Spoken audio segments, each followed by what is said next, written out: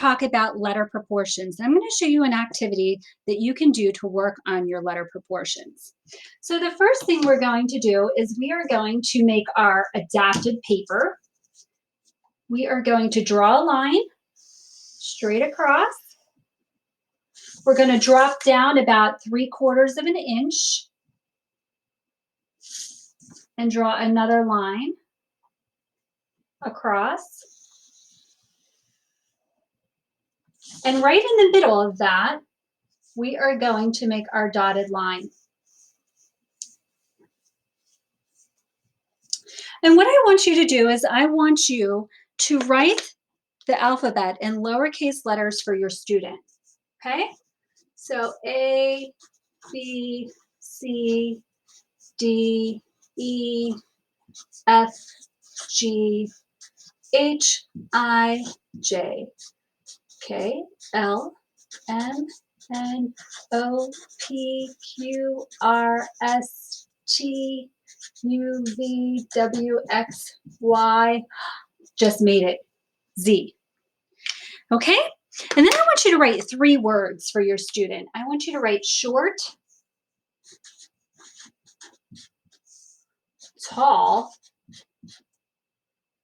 and tail.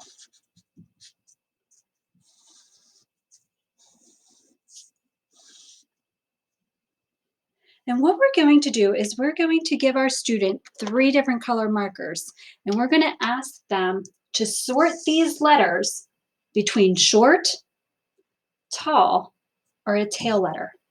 So for example, let's start at A. Is A short? Is it tall? Or is it a tail letter?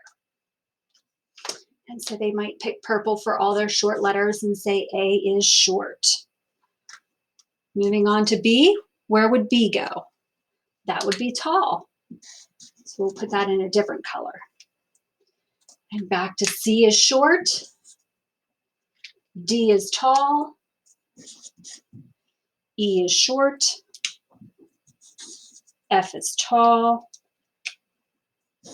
And G is a tail letter. And so on and so forth. And then the discussion with your student should be that most of our letters are short. We only have a few tall letters, which are B, D, F, H, K, L, and T. And we only have a few tail letters, which is G, J, P, Q, and Y. And so when I'm talking to students about sizing their letters correctly on the line, I always tell them, you only have a few letters to remember that are tall and a few letters to remember are short.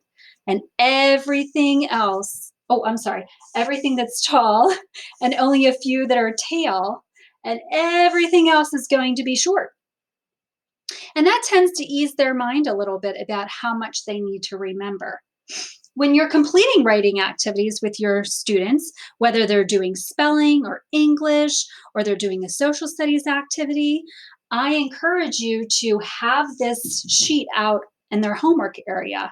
And while you're writing with them, to say, is that supposed to be a short letter, a tall letter, or a tail letter?